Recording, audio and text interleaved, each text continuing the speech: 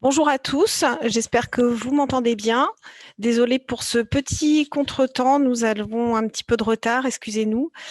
Je suis Isabelle Foucault, déléguée employeur à la CEPAM du Finistère et je suis ravie de vous accueillir pour notre rencontre trimestrielle 29 minutes pour comprendre. Donc, il s'agit de la deuxième édition de ce webinaire, dont l'objectif est de vous informer sur différentes thématiques. Quelques petites informations donc avant de commencer. Des consignes importantes pour une meilleure qualité de son. Donc, pensez à couper votre micro et votre vidéo donc en bas de votre écran. Branchez votre casque ou vos haut-parleurs. Et donc, le bouton discussion vous permettra de poser vos questions.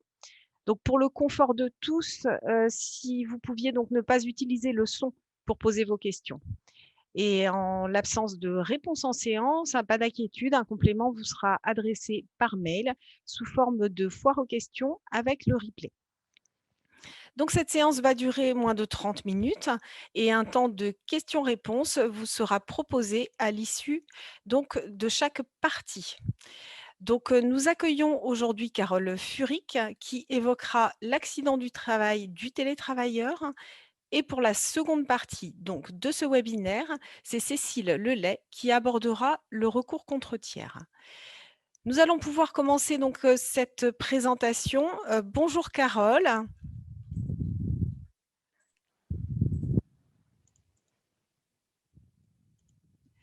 Bonjour Isabelle.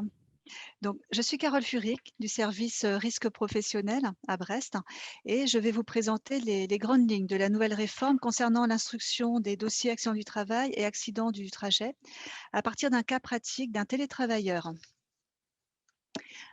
Alors, vous avez peut-être déjà eu l'occasion de découvrir la nouvelle réforme au travers des dossiers accidents du travail ou trajet, puisqu'elle n'est plus toute nouvelle, elle date du 1er décembre 2019. Elle permet une plus grande transparence dans nos délais, une meilleure lisibilité du droit applicable pour la victime et pour vous, employeur, et une amélioration du respect du contradictoire avant la décision de la caisse.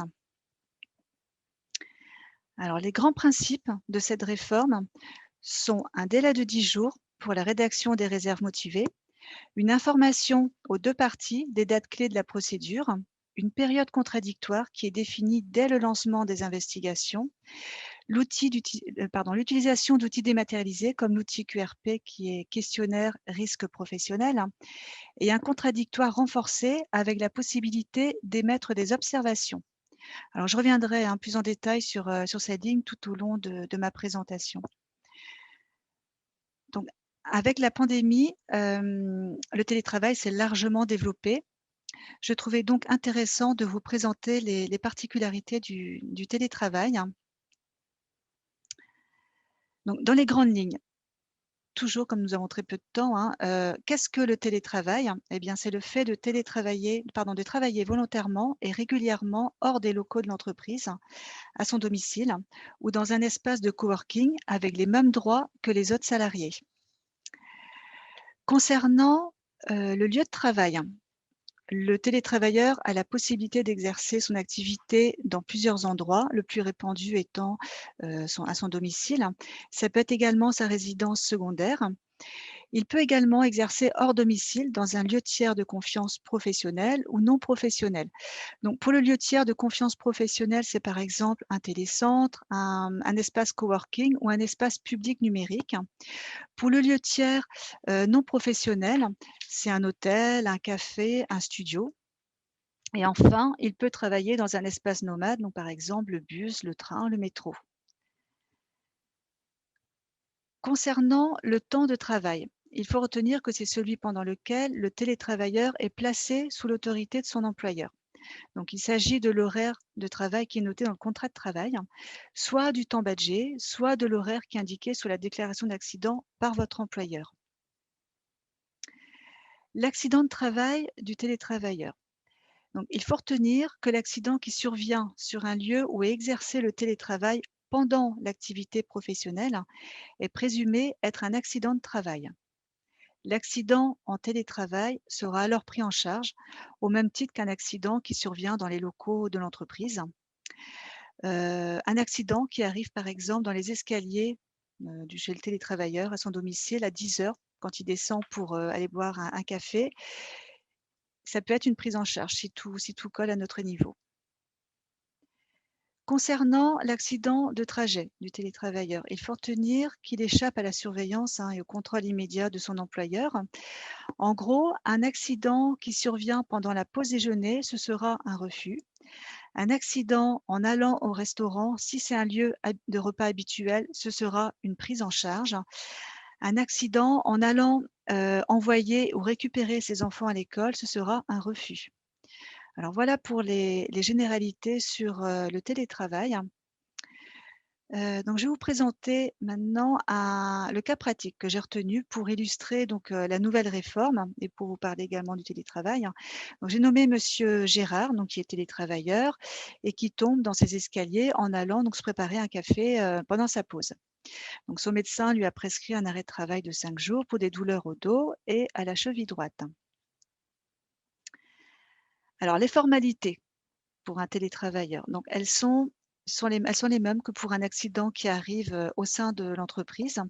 Donc votre salarié, il a 24 heures pour vous informer, de son accident. Il doit faire constater rapidement les lésions par un médecin et nous transmettre le certificat médical initial, le volet 4 vous étant destiné. L'employeur donc que j'ai nommé ici monsieur Martin, donc tout comme vous, il a 48 heures donc pour déclarer l'accident via Net Entreprise. Alors quelle que soit l'importance de l'accident, il y a obligation de le déclarer.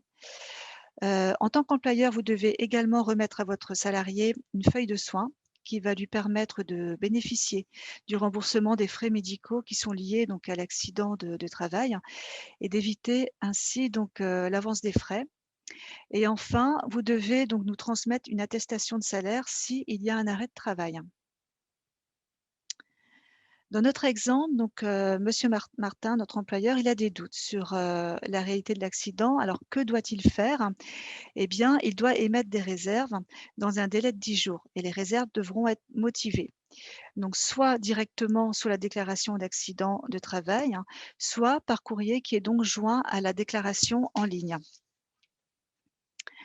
Alors une des nouveautés de cette réforme, c'est le délai des 10 jours. Maintenant, alors 10 jours, c'est, à compter de la date de rédaction de la déclaration d'accident de travail. Maintenant, la déclaration d'accident passe, on appelle ça chez nous un sas de rétention, c'est-à-dire qu'on ne peut pas commencer l'instruction du dossier tant que ce délai de 10 jours n'est pas expiré. Même si on a reçu la déclaration d'accident, le certificat médical initial, le dossier sera bloqué parce que vous avez ces 10 jours pour émettre des réserves. Donc sur la diapositive, j'ai également mis attention aux réserves motivées parce qu'elles doivent être étayées. Si vous indiquez uniquement réserve sur votre déclaration d'accident, on pourra prendre une prise en charge d'emblée parce qu'elles ne seront pas étayées pour nous. Et en matière de télétravail, la réserve porte presque toujours sur le temps et sur le lieu. Donc voilà, dans notre exemple, donc le délai des 10 jours est passé. Donc la caisse a reçu la déclaration d'accident de travail et le certificat médical initial. L'instruction du dossier va pouvoir commencer. Donc il y a 2 possibilités qui s'offrent, à la caisse. Soit elle décide de donner une prise en charge d'emblée, donc cela se fait dans un premier délai de 30 jours. Soit elle part pour des investigations et donne alors sa décision dans un délai de 90 jours, par l'envoi de questionnaires.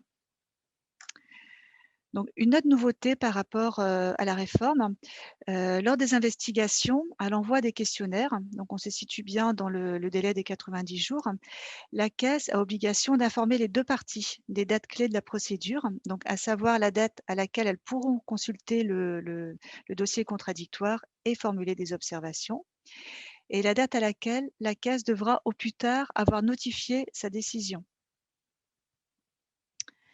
Donc dans notre exemple, monsieur Martin, donc notre employeur, a émis des réserves motivées. Donc on est dans l'obligation d'adresser un questionnaire en ligne à chacune des parties.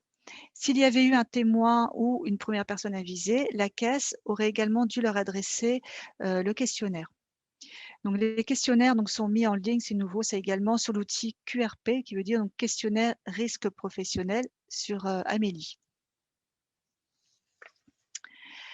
Alors concernant le questionnaire, Il n'y a pas de il n'y a pas de questionnaire type. Donc il est construit en fonction de chaque accident. Il va permettre de recueillir les informations manquantes sur, la déclaration ou de préciser, les circonstances, de l'accident. Il est systématique en cas de réserve motivée, ce qui est notre cas aujourd'hui. Petite nouveauté également, maintenant, les parties disposent de 20 jours francs à compter de la date de réception des questionnaires pour nous adresser leurs réponses. À défaut de respecter ce délai de 20 jours, la partie défaillante s'expose à ce que ces réponses ne soient pas prises en compte lors de la décision finale. Avant, on attendait, d'avoir la réponse aux 2 questionnaires et on déclenchait une enquête s'il nous manquait, une réponse. Donc ce n'est plus le cas. Et attention également aux réserves, hein. Bon ça n'a pas changé, mais il ne faut pas oublier qu'elles sont systématiquement portées à les connaissances, de votre salarié. Alors un petit mot sur, les témoins dans le cadre de l'accident du télétravailleur. Donc là, c'est un petit peu particulier puisqu'il est difficile, hein, de trouver des témoins comme le salarié est le plus souvent, seul à son domicile, hein. Donc il convient de privilégier les témoignages avant-après, donc les témoignages des proches étant recevables. En gros, un témoin, y compris un membre de la famille du télétravailleur, peut attester avoir vu la victime le matin dans un état normal, puis elle-même ou un tiers, médecin, urgence, peut attester d'un état altéré avant la fin de sa journée de travail. Et il faut savoir également qu'un enfant mineur peut être cité comme témoin.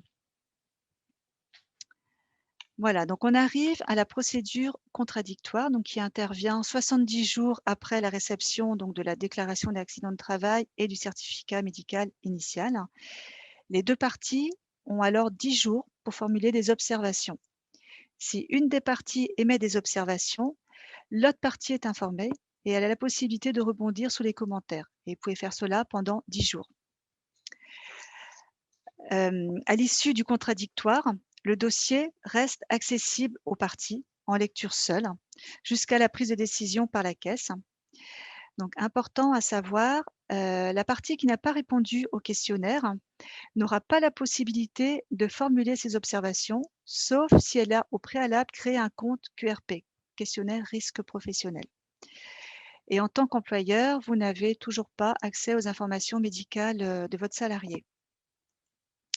Donc voilà, donc notre dossier est complet, on arrive à la décision finale, donc soit une prise en charge, soit un refus et donc on est au plus tard aux 90 jours. Donc la caisse va notifier ses décisions aux 2 parties, donc uniquement en recommandé à la partie à qui elle fait grief et vous aurez 2 mois pour contester auprès de la commission de recours amiable. Donc voilà pour la petite présentation de la nouvelle réforme et du télétravail. Donc je vois qu'il y a beaucoup de questions. Alors je ne pourrai malheureusement, hein, pas répondre à toutes. Nous apporterons des réponses dans une foire aux questions que nous vous adresserons par mail, hein. Je vais peut-être répondre quand même, j'ai le temps, à 1 ou 2 questions. Alors une première, le télétravailleur qui a un accident sur un trajet pour se rendre à l'espace de coworking sera-t-il pris en charge? Oui, il pourrait être pris en charge en accident de trajet puisqu'il se rendait sur un lieu de télétravail. Alors une deuxième question, mon salarié s'est blessé avec un couteau en préparant son repas du midi. Est-ce un accident de travail? Non, c'est pas un accident de travail puisqu'il est sur sa pause déjeuner. Il n'est plus sous la subordination de son employeur, donc ce sera un refus. Voilà, donc je vais laisser la parole à ma collègue.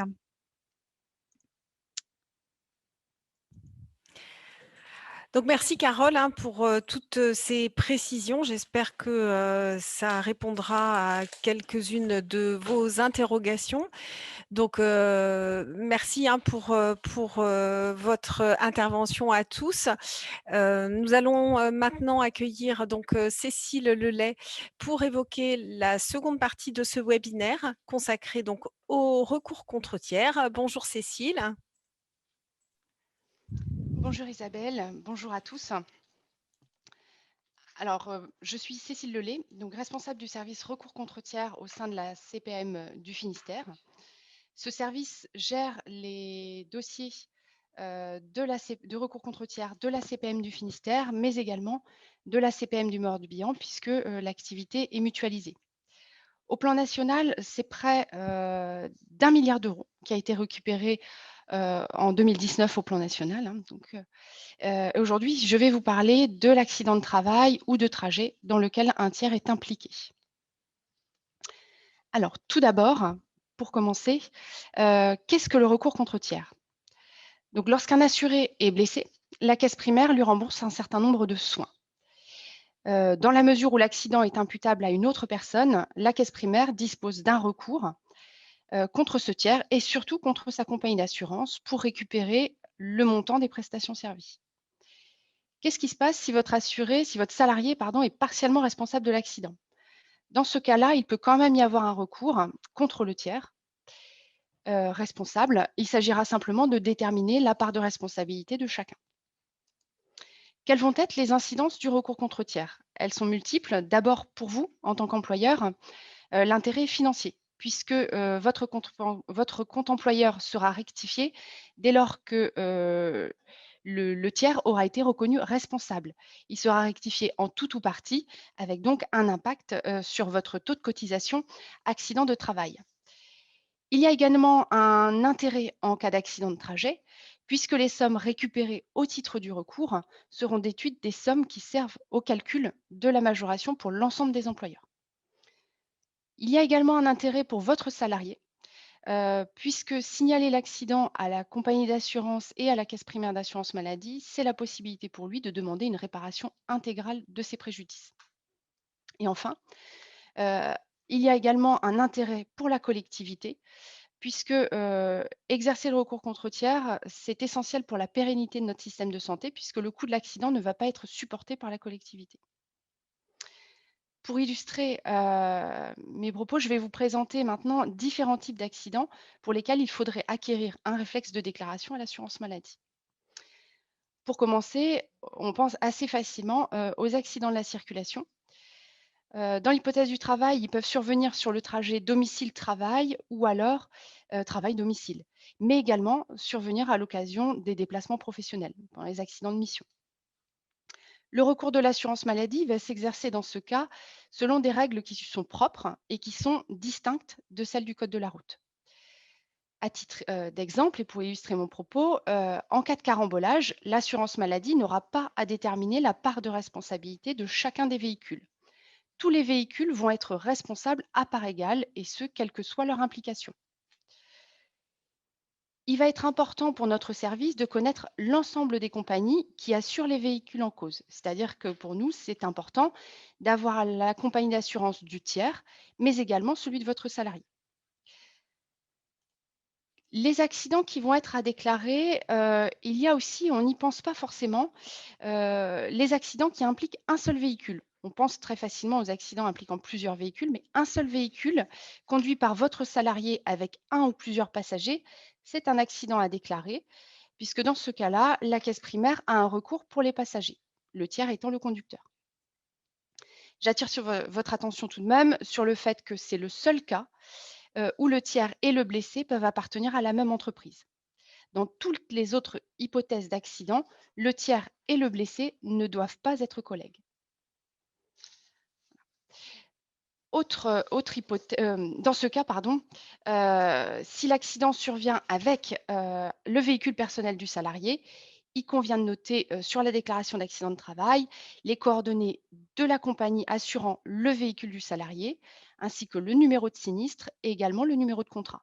Donc, tout ça pour faciliter les démarches permettant de reconnaître la responsabilité du tiers. Si c'est un véhicule professionnel, c'est aussi à déclarer, mais dans ces cas-là, sur la déclaration d'accident de travail, il faudra noter les coordonnées de la compagnie d'assurance qui assure la flotte de l'entreprise, préciser également le numéro de sinistre et le numéro de contrat flotte, qui sont des éléments qui sont difficiles à récupérer pour nous. L'accident de trajet aussi, dans le cadre des accidents à la circulation, un accident de trajet peut survenir aussi au cours d'un déplacement en transport en commun. Et dans ce cas-là, la caisse primaire pourra se retourner contre la compagnie du bus ou la compagnie de tramway. Voilà. Pour changer de typologie d'accident, il y a aussi les accidents de chantier. Ces accidents de chantier, ils sont à signaler quand l'accident va impliquer plusieurs entreprises ayant une direction distincte. Par exemple, et de manière extrêmement schématique, C'est le cas de l'échafaudage qui est monté par l'entreprise Y et qui s'effondre sur le salarié de l'entreprise X. Si l'échafaudage, en revanche, avait été monté par l'entreprise X, à laquelle appartient le salarié blessé, il n'y aurait pas eu de recours possible, puisque c'était la même entité, la même direction. Ça signifie aussi qu'il n'y a pas de recours si un salarié de la société blesse un intérimaire qui est mis à disposition de la même société, puisqu'on reste sur un accident entre collègues. On change complètement de domaine avec les accidents qui sont causés par des animaux. Alors, les accidents, soit chez le propriétaire de l'animal, on pense par exemple au cas du facteur qui va déposer du courrier, un colis qui frappe, et qui frappe à la porte et qui est mordu par l'animal. C'est aussi les accidents causés par des animaux sur la voie publique, dans ce cas-là, d'un animal en divagation. C'est par exemple l'hypothèse d'un cheval qui se serait échappé de son enclos. Ce qui va importer pour l'assurance maladie, c'est de pouvoir identifier le propriétaire. C'est dans ces cas-là qu'on pourra exercer le recours contre le tiers. Je profite de ce cas pour attirer votre attention sur le fait qu'il est essentiel pour le salarié et ensuite également pour l'assurance maladie de recueillir des preuves rapidement. Ça va être notamment des témoignages, des photos. Et ces informations, elles seront déterminantes pour obtenir la reconnaissance de la responsabilité du tiers. Et donc, elles seront à communiquer par le salarié ou par vos soins à l'assurance maladie. Autre hypothèse, encore une fois, on change complètement de champ, les accidents qui surviennent dans les établissements hébergeant des personnes âgées, EHPAD, foyer logement, et qui vont impliquer un résident, ils sont également à signaler à l'assurance maladie. Un exemple qui est assez parlant, c'est le cas où la personne âgée heurte le salarié avec son fauteuil roulant. Alors, ce qu'il faut bien avoir à l'esprit dans ce cas-là, c'est que, et d'ailleurs dans tous les cas, c'est que justement, on s'assure pour ce type de situation-là. Donc, on ne cherche pas la responsabilité de la personne elle-même, mais bien à mettre en cause la compagnie d'assurance pour laquelle on a souscrit un contrat. Et enfin, dernier cas que je souhaitais présenter ce matin, ce sont les accidents causés par des enfants dans des établissements scolaires. Alors là, on va être plus dans le domaine de votre vie personnelle peut-être. Et ce sont des accidents qui sont causés soit par un geste volontaire de l'enfant ou simplement par un geste maladroit. Et dans ce cas, c'est la responsabilité des parents qui est engagée. Donc, je pense avoir pu vous présenter un panel assez large des situations dans lesquelles un signalement est à effectuer à l'assurance maladie. Donc, vous pouvez le faire via la déclaration d'accident de travail, mais également ultérieurement sur papier libre si vous avez ensuite des informations après avoir complété la déclaration d'accident de travail. Et ces informations, ces déclarations peuvent être également faites par votre salarié, par ses propres moyens sur son compte Amélie. Voilà, donc je suis arrivée au bout de ma présentation. Je vais éventuellement prendre des questions. Je vois que certaines ont été posées sur le chat. Alors, je ne vais pas pouvoir répondre à toutes les questions, surtout répondre aux questions d'ordre général. Et si vous souhaitez vraiment, si vous avez un cas très précis sur lequel vous souhaitez échanger, un dossier spécifique, n'hésitez surtout pas à nous contacter par mail, un mail qui vous sera communiqué ultérieurement.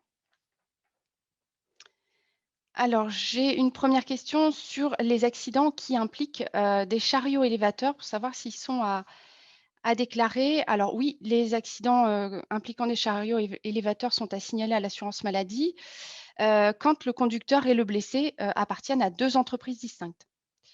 Le chariot élévateur va être considéré comme un véhicule terrestre à moteur et l'accident va être considéré comme un accident de la circulation. Autre question que je peux prendre ce matin. Est-ce que sur une ligne de production, si un salarié pique son collègue avec un couteau, je dois signaler un tir en cause? Eh bien, non, dans cette situation-là, il n'y a pas à déclarer un tir en cause puisque ce sont deux salariés de la même entreprise. C'est vrai que ce sont des signalements qu'on a fréquemment, mais vraiment, et notamment quand il y a un intérimaire qui entre en jeu, si ce sont des salariés de la même entreprise, il n'y a pas de signalement à faire. Voilà, donc je pense qu'on arrive au terme de ma présentation. Merci beaucoup de votre écoute. Oui, merci beaucoup Cécile pour ces précisions et pour les réponses apportées aux questions. Donc, je vous rappelle hein, que les questions auxquelles on n'a pas pu répondre, on vous les transmettra avec le replay, bien entendu, avec une foire aux questions. Je remercie aussi Carole hein, pour sa présentation de tout à l'heure sur l'accident de travail du télétravailleur. Pour finir, donc, je vous rappelle le numéro de la plateforme de service dédiée aux employeurs, donc le 36 79, que vous pouvez joindre du lundi au vendredi de 8h30 à 17h30.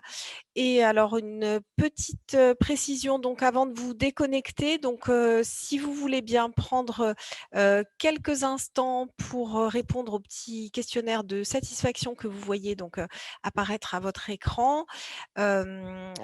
En attendant, donc merci à tous d'avoir participé ce matin pour cette matinée. On vous retrouve bientôt donc pour un nouveau webinaire 29 minutes pour comprendre, donc avec la CEPAM du Finistère. Merci à tous.